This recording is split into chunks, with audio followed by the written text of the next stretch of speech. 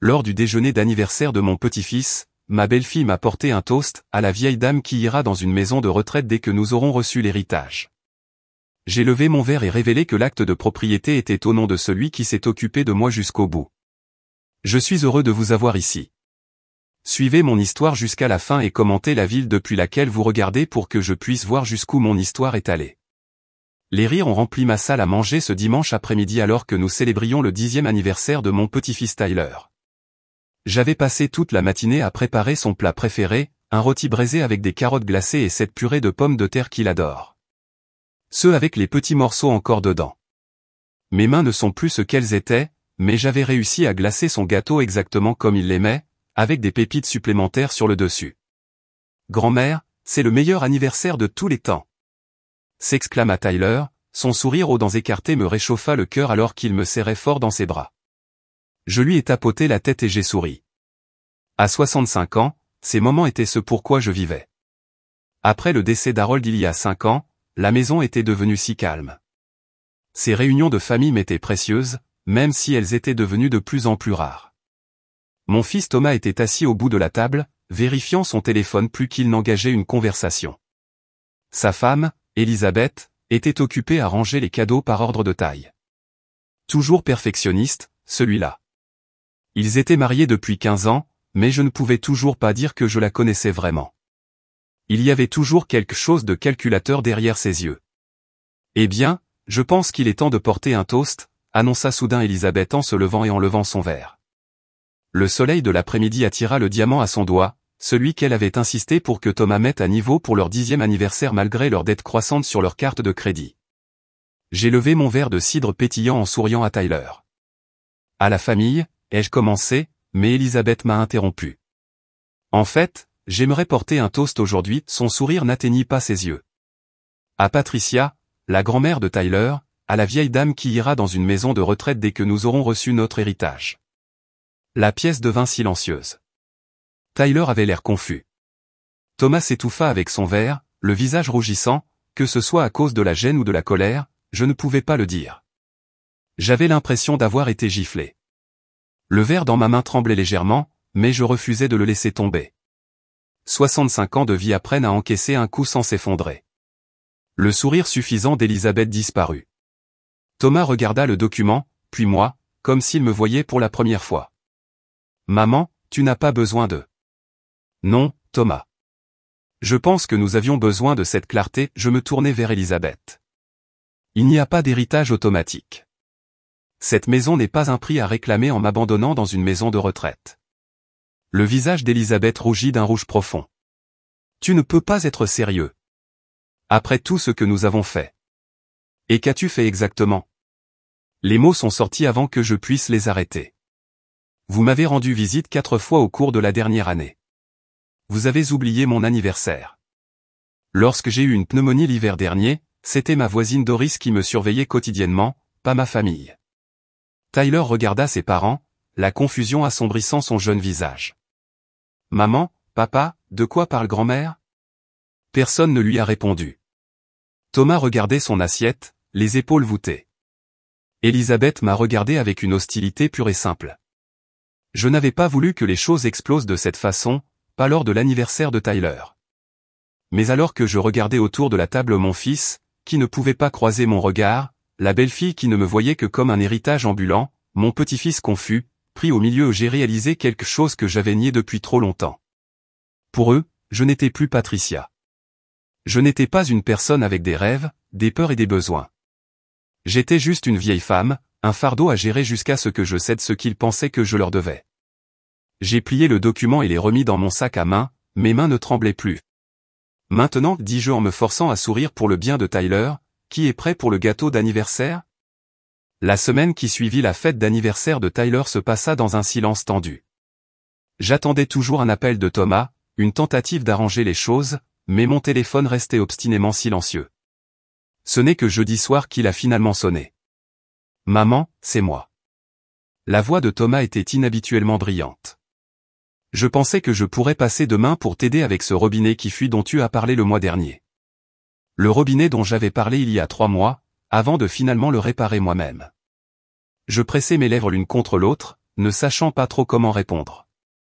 Et Elisabeth a trouvé ces merveilleuses vitamines pour la santé des articulations, a-t-il poursuivi, comblant mon silence. Elle a immédiatement pensé à toi. Nous pourrions les faire venir. J'ai presque ri. Elisabeth n'avait pas immédiatement pensé à moi depuis des années, sauf s'il s'agissait de demander de l'argent ou de faire du babysitting. Ce serait bien, dis-je à la place, curieux de voir où cette nouvelle attention nous mènerait. Ils arrivèrent le lendemain avec des cadeaux, les vitamines promises, une cocotte que Thomas n'avait pas cuisinée lui-même et un bouquet de lys qui me fit éternuer. Elisabeth m'a serré dans ses bras, son étreinte raide et performative. Vos hortensias sont magnifiques, commenta-t-elle en déambulant dans mon salon, les yeux s'attardant sur le buffet antique qui avait appartenu à ma mère.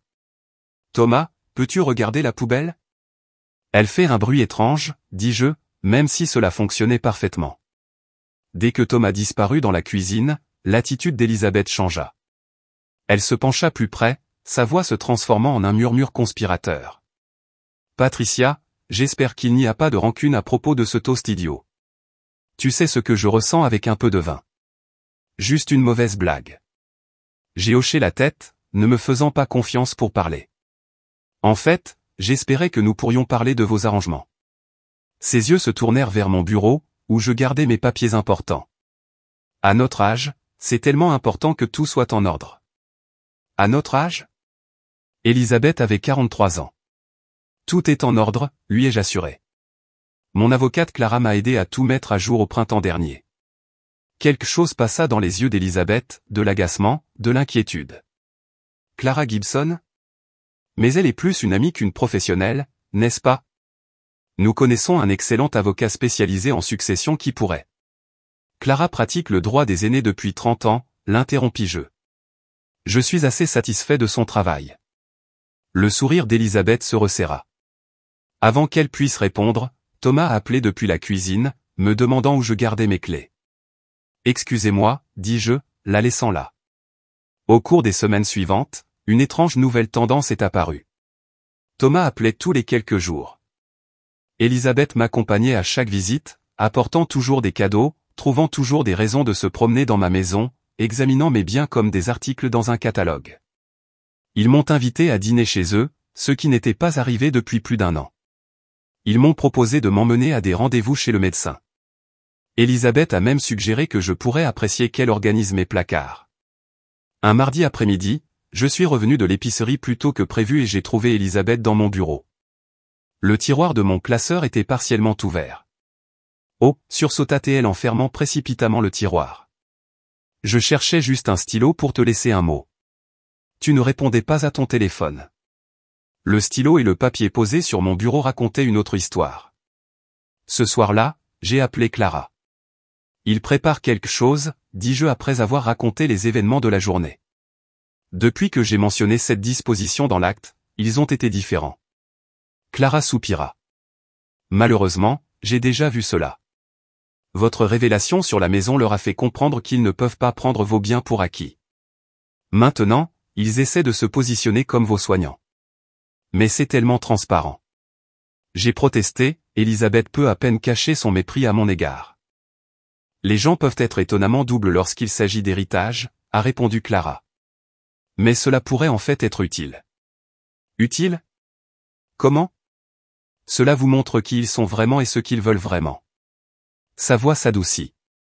Patricia, il est peut-être temps de voir qui se soucie vraiment de toi, pas ce que tu peux leur donner. Après avoir raccroché, je me suis assis sur la balancelle de mon Porsche et j'ai regardé le quartier s'installer dans la soirée. Les Johnson de l'autre côté de la rue promenaient leurs chiens. 2 maisons plus loin, Madame Abernathy arrosait ses roses. Et à côté, les lumières de Doris brillaient chaleureusement dans la fenêtre de sa cuisine. Doris m'avait apporté de la soupe quand j'étais malade. Elle a récupéré mon courrier lorsque j'ai rendu visite à ma sœur en Floride. Elle s'est souvenue de mon anniversaire sans rappel Facebook. Pourtant, j'avais à peine reconnu sa gentillesse, me concentrant plutôt sur un fils qui lui rendait visite par obligation et une belle-fille qui ne pouvait même pas cacher son impatience que je meure. Clara avait raison. Il était temps de découvrir qui se souciait vraiment de Patricia, la personne, et non de Patricia, l'héritage. J'ai pris mon téléphone et j'ai commencé à rédiger un message texte à Thomas, Elisabeth et même Tyler. Puis, Après un moment d'hésitation, j'ai ajouté le numéro de Doris à la liste. Le test serait simple, mais révélateur. Et peut-être, juste peut-être, que cela m'ouvrirait enfin les yeux sur qui méritait une place dans ma vie et dans mon testament. Le samedi suivant, j'ai mis mon plan à exécution. J'ai attendu jusqu'à la fin de l'après-midi pour savoir que Thomas et Elisabeth rentreraient de l'entraînement de football de Tyler. J'ai poussé la table basse de mon salon, je me suis abaissé avec précaution sur le sol et j'ai pris une profonde inspiration. Aide. J'ai crié assez fort pour que quelqu'un qui passait par là puisse l'entendre. Je suis tombé. Puis j'ai composé le numéro de Thomas. Lorsqu'il est arrivé sur la messagerie vocale, j'ai laissé un message tremblant, « Thomas, je suis tombé. Je n'arrive pas à me relever. S'il te plaît, viens vite. » J'ai ensuite appelé Elisabeth, puis j'ai même essayé le nouveau téléphone de Tyler, un cadeau de ses parents pour rester en contact, même s'il répondait rarement à mes appels. À chaque fois, je laissais le même message urgent. Finalement, j'ai appelé Doris. « Patricia, est-ce que tout va bien ?» Sa voix était immédiatement inquiète. « Je suis tombé, Doris. Je n'arrive pas à me relever. » J'ai fait paraître ma voix faible, détestant la tromperie mais ayant besoin de connaître la vérité. « J'arrive tout de suite. N'essayez pas de bouger si ça fait mal. » J'ai entendu ses clés tinter dans le téléphone avant qu'elle ne raccroche. Moins de 2 minutes plus tard, ma sonnette a sonné à plusieurs reprises. « Patricia, c'est Doris. » La porte est verrouillée. « Clé sous le pot bleu », criai-je faiblement. Quelques secondes plus tard, Doris franchit la porte en trombe, portant toujours ses gants de jardinage, la joue tachée de terre. Ses yeux s'écarquillèrent lorsqu'elle me vit par terre. Oh mon Dieu, que s'est-il passé? Elle s'est agenouillée à côté de moi, ses mains flottant dans l'incertitude. Où est-ce que ça fait mal? Dois-je appeler une ambulance? La véritable inquiétude dans ses yeux me serra la gorge. Aucun calcul là-bas, aucune évaluation de ce que prendre soin de moi pourrait lui rapporter un jour. Doris, je dois te dire quelque chose, dis-je en m'asseyant. Je ne suis pas vraiment blessé. Ses sourcils se haussèrent de confusion. Je testais quelque chose. Lors du déjeuner d'anniversaire de mon petit-fils, ma belle-fille m'a porté un toast. À la vieille dame qui ira dans une maison de retraite dès que nous aurons reçu l'héritage. J'ai levé mon verre et révélé que l'acte de propriété était au nom de celui qui s'est occupé de moi jusqu'au bout. Je suis heureux de vous avoir ici, dis-je. Suivez mon histoire jusqu'à la fin et commentez la ville depuis laquelle vous regardez, pour que je puisse voir jusqu'où mon histoire est allée. Les rires ont rempli ma salle à manger ce dimanche après-midi alors que nous célébrions le 10e anniversaire de mon petit-fils Tyler. J'avais passé toute la matinée à préparer son plat préféré, un rôti avec des carottes glacées et cette purée de pommes de terre qu'il adore, celle avec des petits morceaux encore dedans. Mes mains ne sont plus ce qu'elles étaient, mais j'avais réussi à glacer son gâteau exactement comme il l'aimait, avec des pépites supplémentaires sur le dessus. « Grand-mère, c'est le meilleur anniversaire de tous les temps !» s'exclama Tyler, son sourire aux dents écartées me réchauffa le cœur alors qu'il me serrait fort dans ses bras. Je lui ai tapoté la tête et j'ai souri. À 65 ans, ces moments étaient ce pourquoi je vivais. Après le décès d'Harold il y a 5 ans, la maison était devenue si calme. Ces réunions de famille m'étaient précieuses, même si elles étaient devenues de plus en plus rares. Mon fils Thomas était assis au bout de la table, vérifiant son téléphone plus qu'il n'engageait une conversation. Son épouse Elisabeth était occupée à ranger les cadeaux par ordre de taille. Toujours perfectionniste, celui-là. Ils étaient mariés depuis 15 ans, mais je ne pouvais toujours pas dire que je la connaissais vraiment. Il y avait toujours quelque chose de calculateur derrière ses yeux.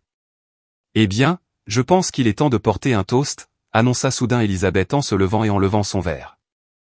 Le soleil de l'après-midi attira le diamant à son doigt au celui qu'elle avait insisté pour que Thomas mette à niveau pour leur 10e anniversaire, malgré leur dette croissante sur leur carte de crédit.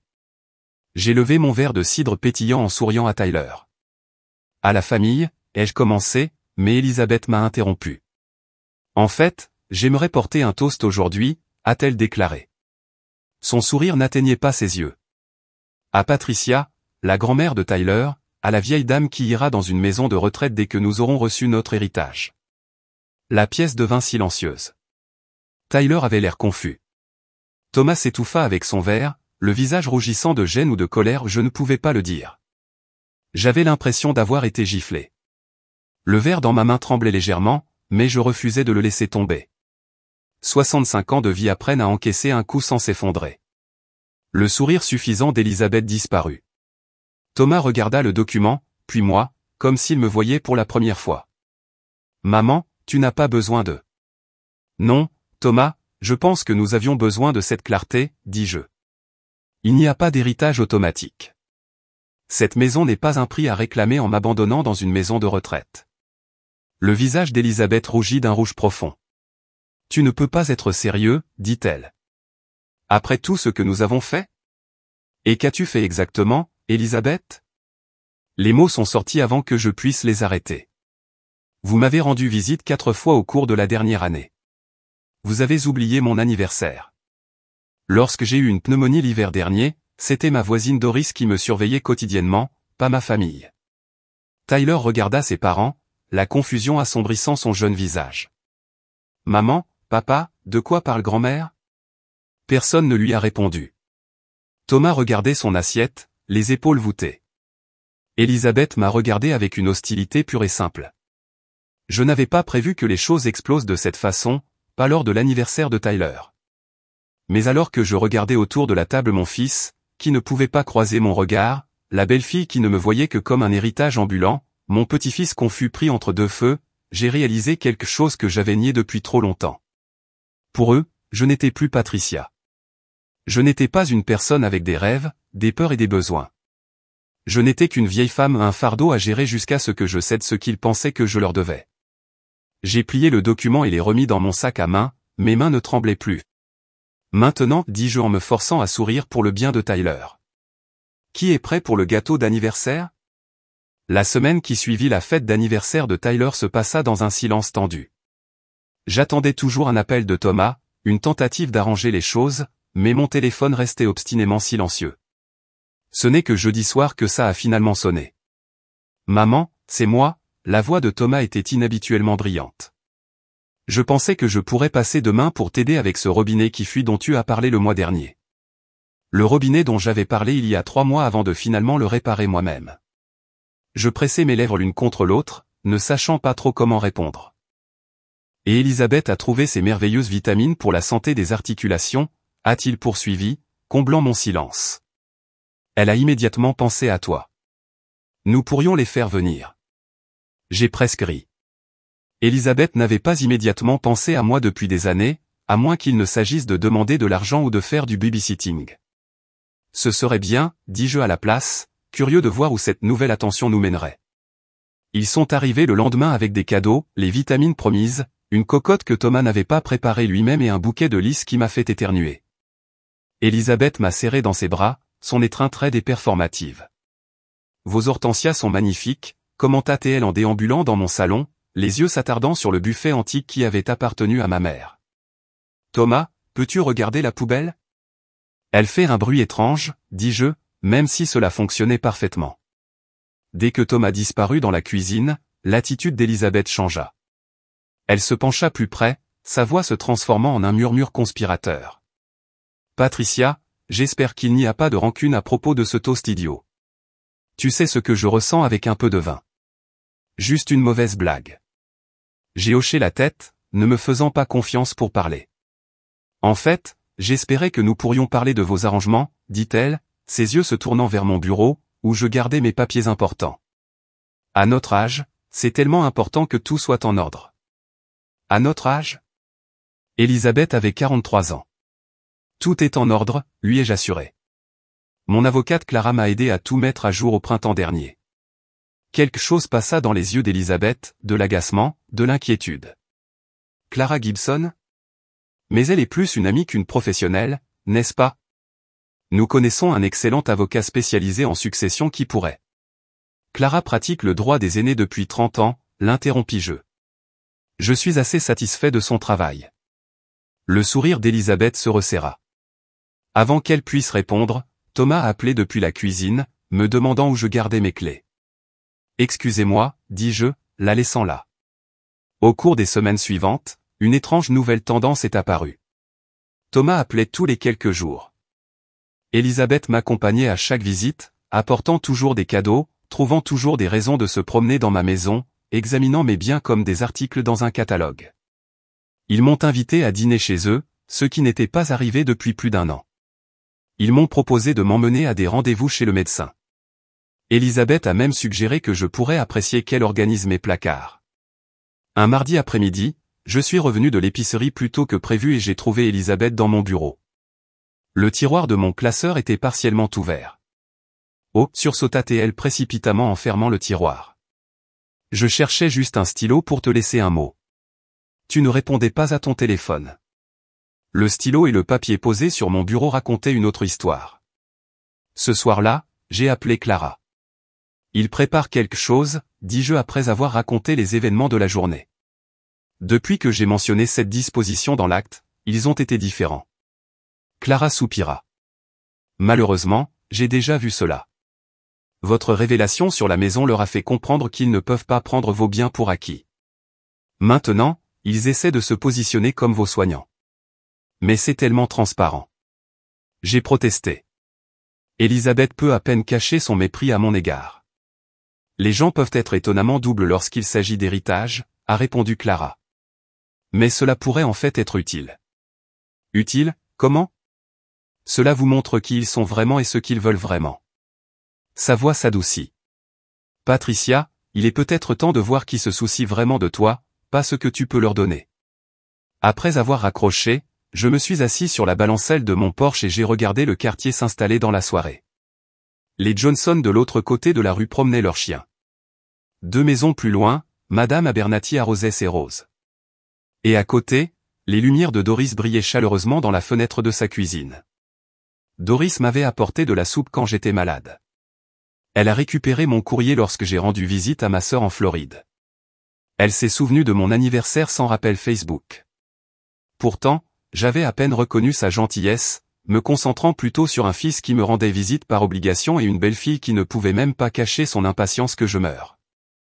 Clara avait raison. Il était temps de découvrir qui se souciait vraiment de Patricia, la personne, et non Patricia, l'héritage. J'ai pris mon téléphone et j'ai commencé à rédiger un message texte à Thomas, Elisabeth et même Tyler. Puis, après un moment d'hésitation, j'ai ajouté le numéro de Doris à la liste. Le test serait simple mais révélateur.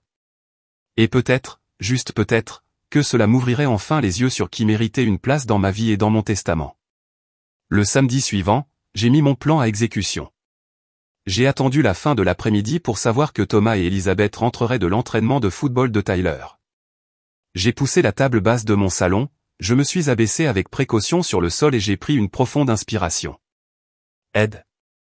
J'ai crié, assez fort pour que quelqu'un qui passe par là puisse l'entendre. Je suis tombé. Puis j'ai composé le numéro de Thomas. Lorsqu'il est arrivé sur la messagerie vocale, j'ai laissé un message tremblant, « Thomas, je suis tombé. Je n'arrive pas à me relever. S'il te plaît, viens vite. » J'ai ensuite appelé Elisabeth, puis j'ai même essayé le nouveau téléphone de Tyler, un cadeau de ses parents pour rester en contact, même s'il répondait rarement à mes appels. À chaque fois, je laissais le même message urgent. Finalement, j'ai appelé Doris. « Patricia, est-ce que tout va bien ?» Sa voix était immédiatement inquiète. « Je suis tombé, Doris. Je n'arrive pas à me relever. » J'ai fait paraître ma voix faible, détestant la tromperie mais ayant besoin de connaître la vérité. « J'arrive tout de suite. N'essayez pas de bouger si ça fait mal. » J'ai entendu ses clés tinter dans le téléphone avant qu'elle ne raccroche. Moins de 2 minutes plus tard, ma sonnette a sonné à plusieurs reprises. « Patricia, c'est Doris. » La porte est verrouillée. « Clé sous le pot bleu », criai-je faiblement. Quelques secondes plus tard, Doris franchit la porte en trombe, portant toujours ses gants de jardinage, la joue tachée de terre. Ses yeux s'écarquillèrent lorsqu'elle me vit par terre. « Oh mon Dieu, que s'est-il passé ?» Elle s'est agenouillée à côté de moi, ses mains flottant dans l'incertitude. « Où est-ce que ça fait mal ? Dois-je appeler une ambulance ?» La véritable inquiétude dans ses yeux me serra la gorge. Aucun calcul là-bas, aucune évaluation de ce que prendre soin de moi pourrait lui rapporter un jour. « Doris, je dois te dire quelque chose, dis-je en m'asseyant. Je ne suis pas vraiment blessé. » Ses sourcils se haussèrent de confusion. « Je testais quelque chose. »« Maman, dit-il finalement, sa voix calme. »« Tu as changé. » J'ai souri, sentant la vérité de ces paroles dans mes os. Oui, je l'ai fait. 1 an plus tard, j'ai fêté mes 66 ans dans une maison pleine de vie et de rire. La table de la salle à manger, qui avait été témoin du toast cruel à l'anniversaire de Tyler, était maintenant entourée de la famille que j'avais choisie. Doris était assise à ma droite, son cadeau, une courte pointe faite à la main avec des motifs représentant notre année d'amitié, déjà drapée sur mes épaules malgré la chaleur de juin. À ma gauche se trouvait Amara, l'étudiante en soins infirmiers qui était devenue ma première locataire et maintenant plus proche d'une petite fille. Elle avait décoré toute la maison avec des banderoles et des ballons, insistant sur le fait que 66 méritait une véritable célébration. Miguel et son mari, David, qui louait les 2 chambres dans le sous-sol aménagé, avaient préparé un festin qui a fait honte à mon rôti. Plat de l'héritage mexicain de Miguel mélangé aux recettes familiales italiennes de David. Tous 2 professeurs de musique au collège local, ils ont rempli la maison de concerts impromptus qui m'ont fait retomber amoureux de la musique classique. Même Madame Abernet d'en bas de la rue était venue, apportant ses célèbres carrés au citron et ses histoires sur le quartier datant de plusieurs décennies avant mon arrivée. La sonnette retentit au moment où Miguel s'apprêtait à servir le gâteau. Amara sursauta. Je vais la voir. Je n'attendais personne d'autre, mais dans ce nouveau chapitre de ma vie, les visiteurs inattendus étaient généralement les bienvenus. D'autres membres de Silver Threads ou de nouveaux amis de l'hôpital où je fais maintenant du bénévolat en lisant aux enfants. Au lieu de cela, Thomas se tenait seul sur le pas de la porte, un paquet enveloppé sous le bras. « Joyeux anniversaire, maman », dit-il d'une voix hésitante. J'espère que je ne suis pas importun. Depuis que j'avais transformé ma maison et ma vie, j'avais vu Thomas exactement 4 fois. Chaque visite avait été tendue, avec Elisabeth notoirement absente.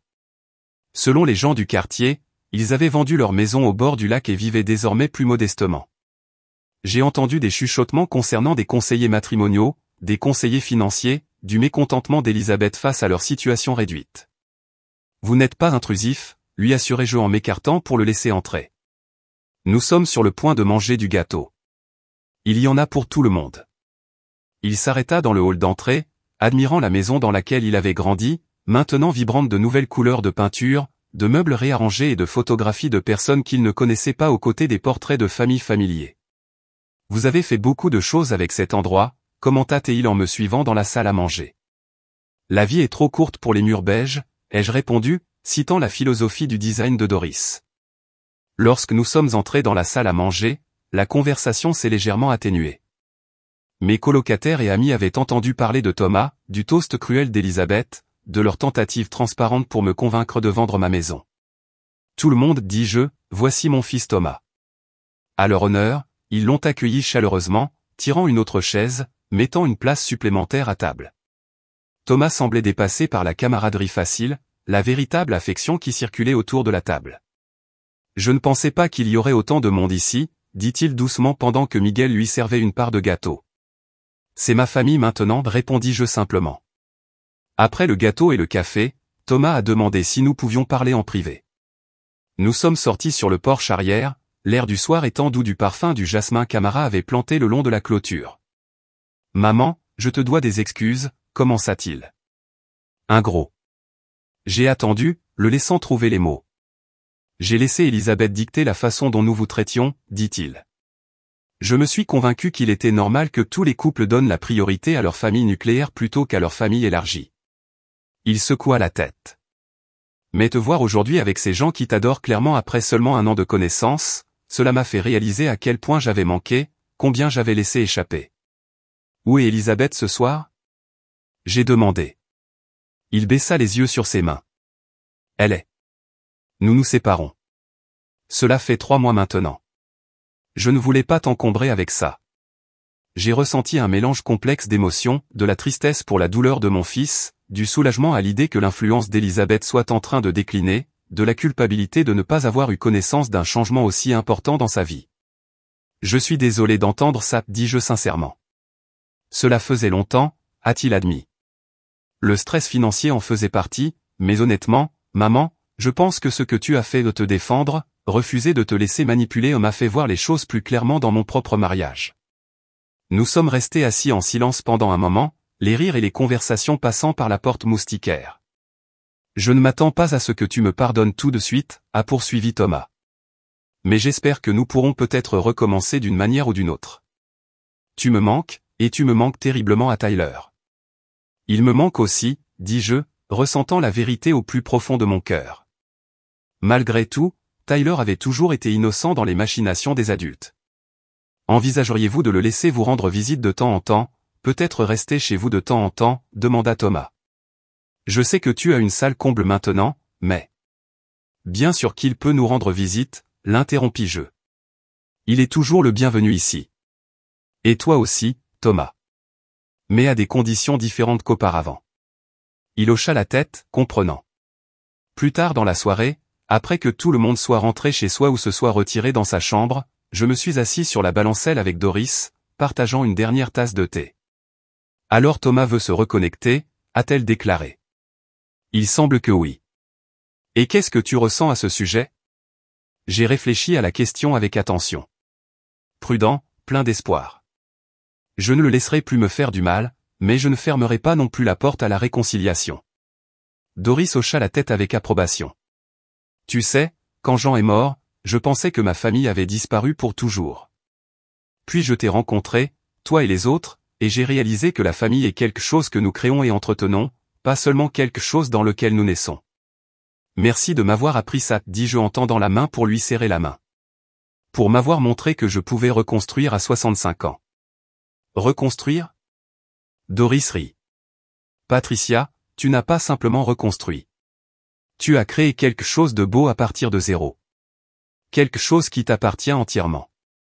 Alors que les grillons chantaient et que les étoiles du soir apparaissaient, j'ai pensé au toast cruel qui avait tout mis en mouvement.